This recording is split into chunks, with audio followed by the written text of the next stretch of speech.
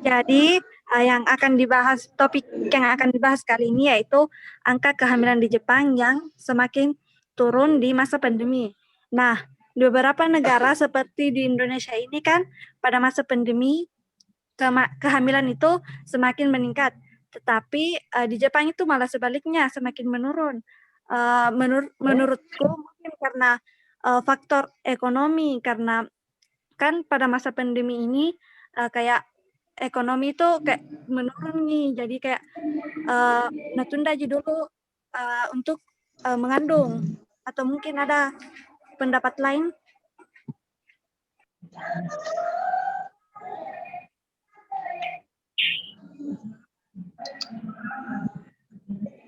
Ya, Nena, kalau saya tuh dengan angka kehamilan yang menurun di masa pandemi di Jepang, saya ini sepakat karena masalah ekonomi tuh. Karena di samping ekonomi masyarakat Jepang, maksudku menurunnya pendapatan masyarakat Jepang pada saat pandemi itu juga mempengaruhi sekali karena memang masih banyak kebutuhan-kebutuhan yang harus dilengkapi di sehari-hari tuh bakal berkurang di masa pandemi pendapatannya, jadi mungkin untuk kehamilan nunda dulu karena kehamilan juga mungkin makan banyak juga biaya kalau ini pendapatan menurun. Kalau Gimana saya, kayak kalau saya tidak sependapat seperti itu sih. Memang jelas ekonomi berdampak sih, maksudnya di hampir seluruh dunia ekonominya berdampak gara-gara corona. Cuman kalau pertanyaannya, apakah ekonomi mempengaruhi orang-orang Jepang untuk istilahnya mengandung misalnya tuh, saya tidak sependapat itu. Kenapa? Karena jauh sebelum adanya pandemi pun krisis kehamilan saja sudah menjadi masalah sebenarnya di Jepang. Kalau kita bilang ekonomi menjadi faktor utama, coba lihat toh, saya baca beberapa literatur mengatakan bahwa pemerintah Jepang akan menghadiahkan keluarga-keluarga misalnya, mamanya beasiswa pendidikan misalnya toh kepada bayi-bayi yang lahir. Apalagi pandemi sekarang ini akan diberi 45 juta rupiah kepada orang-orang terdampak. Jadi saya pikir bukan faktor ekonomi yang menjadi alasan utama orang-orang tidak mau hamil sih sebenarnya. Mungkin saja laki-lakinya yang leto itu. Ya, itu sih saya. Bukan ekonomi yang menjadi faktor utama. Walaupun ada, tapi bukan itu yang utama. Ya, saya sependapat dengan Saudara Aswar tadi ya. Tentu saja pasti ada faktor ekonomi. Cuman gimana ya? Pasti kita juga pikir dari tingkat kejenuhan. Mungkin karena jenuh melakukan sesuatu, apalagi di masa-masa seperti ini, banyak pikiran, banyak ketakutan akan hal tertentu. Ini semua dapat mempengaruhi. Ya, tetapi tentunya ada. Ya, mungkin itu dari saya. Ya, tambahan sedikit Faruk. Masalah psikologis ya. Kalau kita itu ingin menjadi wanita-wanita ya, berangkat dari macam argumen dasar wanita itu sebenarnya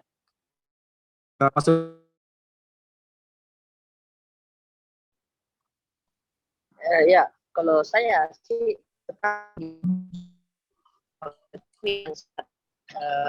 mengaruhi sekali. Saya tahu bahwa kehamilan Jepang itu sangat rendah. Saya tahu juga kalau bayi-bayi yang lahir tuh atau ada bayi yang lahir bakal dihadiahi pemerintah. Itu saya tahu. Jadi mungkin Karena yang lahir tuh memang dihadiahi, tapi saat hamil orang tidak langsung ada bayinya begitu ya. Ada proses. Jadi saat proses itu dalam 9 bulan atau kurang lebih 9 bulan. Mungkin faktor ekonomi sangat mempengaruhi sekali di situ. Atau saya sih tidak dapat faktor lain yang mempengaruhi turunnya angka kehamilan di Jepang. Siapa tahu ada beberapa teman yang ini toh yang tahu faktor lainnya. Coba Bede lemparkan apa? Karena saya masih yakin faktor ekonomi. Iya Kak, saya juga kayak masih yakin untuk di faktor ekonomi.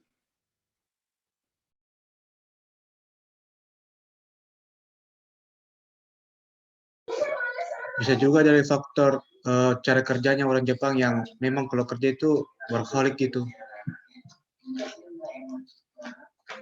Jadi mungkin karena sibuk, karena suka bekerja, jadi urusan keluarga udah kurang terawat urusan keluarganya. Jadi mungkin juga salah satu itu juga karena, dan sekarang juga pandemi, jadi mesti tambah berpikir 2 kali masyarakat Jepang buat menikah, buat menambah keturunan. Berarti kayak mungkin ada 2 faktor, yaitu mungkin yang pertama itu faktor ekonomi, atau yang kedua itu kayak mungkin lebih mementingkan karirnya daripada mau mengandung.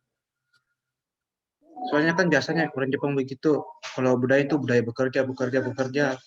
Nah, kalau urusan keluarga pasti bakal kalau fokus ke pekerjaan saja. Saya rasa dengan itu memang budaya pekerja orang Jepang itu ditunjukkan juga sebelum pandemi. Jadi saya rasa itu tidak dipengaruhi Ji. Karena semua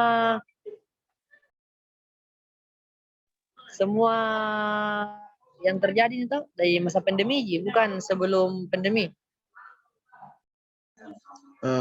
Mungkin berpengaruh, soalnya kan pandemi banyak mungkin yang PHK begitu. Nah, kan sudah kebudayaan mereka bekerja, jadi pasti berpikir sekali bagaimana biar keluarganya kondisinya, dan mesti bekerja dan pasti terlalaikan buat masalah keluarganya.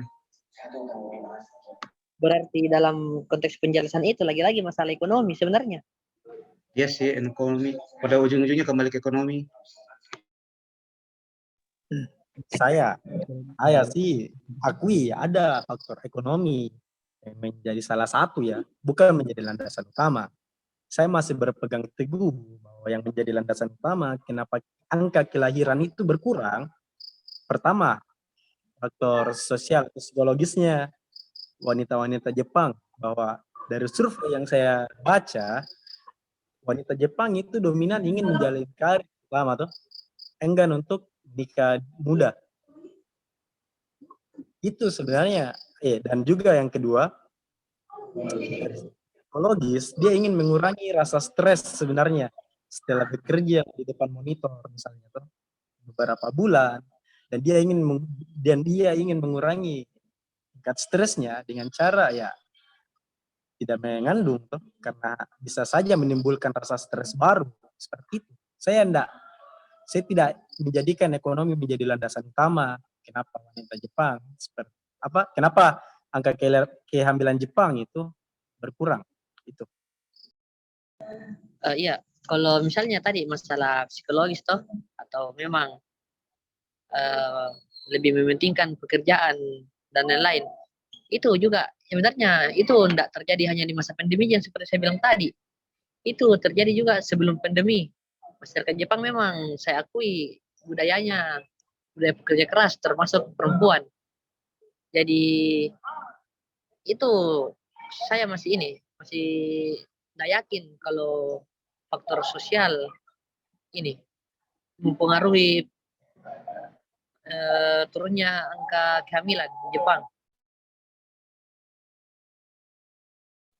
Ya, tambah juga ya, menurut saya memang pasti ada lah faktor ekonomi, cuman seperti kata saudara Aswar juga tadi, Nah, pasti ada faktor-faktor lain, faktor lain itu misalnya terlalu fokus untuk menjalani karir sehingga sehingga hamil itu atau yang hamil itu menjadi nomor 2, dan juga misalnya faktor jenuh terhadap sesuatu, dan juga seperti kata saudara Aswar juga tadi, misalnya dengan mengandung itu bisa saja karena dalam pandemi seperti ini jika mengandung takutnya akan menimbulkan stres yang baru seperti itu. Bagaimana dengan yang tidak ingin mendapatkan pasangan? Atau lebih tepatnya, ya, tidak mau itu? Ya, betul Pandu. Saya juga notice beberapa budaya baru yang menyimpang dari moralitas yang ada di Indonesia. Contohnya seperti boneka seks misalnya, atau yang sekarang lagi trending virtual tuber misalnya, atau waifu misalnya, yang apa ya? Yang kalau kita lihat dari segi moralitas orang Indonesia itu menyimpang sekali. Itu juga menjadi salah satu faktor sebenarnya kenapa laki-lakinya tidak mendapat pasangan tuh. Itu sih.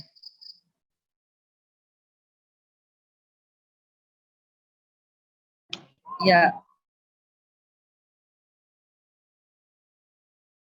jadi ini kalau dengan pernyataan itu, jadi yang mau saya tanya gitu, apa ini memang pandemi memang mempengaruhi orang Jepang untuk tidak mendapat pasangan? Iya toh, karena kontak sosial secara langsung itu berkurang.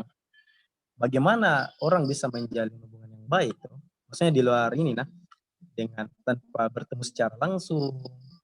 Bagaimana dia bisa membangun chemistry dengan orang lain ketika dia tidak mendapat kontak langsung seperti itu. Secara virtual itu tidak akan dapat melihat bagaimana orang Jepang itu sendiri toh secara virtual. Bagaimana watak-watak orang Jepang itu tidak bakalan dapat sebenarnya. Akan ada perbedaan yang sangat besar antara realitas virtual sama realitas nyata. Ya, kalau gitu bagaimana ini? Bagaimana dengan orang-orang Jepang yang sudah memiliki pasangan? Apakah memang pandemi memang membatasi untuk angka kehamilan? Menurut saya tentunya tidak juga, tapi bisa saja. Pasti ada pertimbangan tertentu dari pribadi masing-masing. Cuman kalau kita melihat dari faktor pandemi, pasti mungkin bisa dipastikan ada lah. Tapi ya tentu saja itu kembali ke faktor pribadi dari diri masing-masing. Jadi berarti itu kesimpulannya, menurutku berarti kesimpulannya itu kenapa turun drastis kehamilan, mungkin yang pertama itu karena lebih mementingkan karirnya, terus yang kedua itu karena faktor ekonomi, terus yang ketiga faktor budaya seperti yang dikatakan tadi Agam. Atau ada kesimpulan lain? Ya, sebenarnya tidak ini toh. Kalau saya bisa buat kesimpulan, sebenarnya dengan 3 faktor tersebut itu bukan faktor 1, 2, 3, cuman semua itu faktor utama sebenarnya. Dari faktor sosial, faktor ekonomi, faktor budaya, faktor mementingkan karir, sebenarnya faktor utamanya sebenarnya. Kalau saya bisa tarik kesimpulan.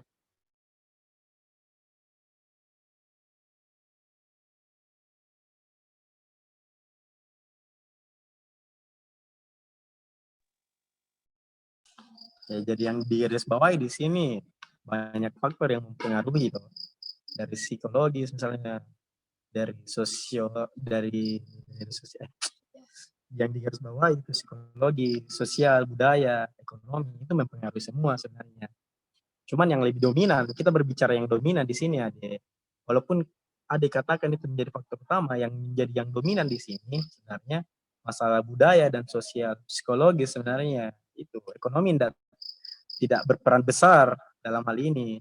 Itu bisa sekian sudah. Assalamualaikum.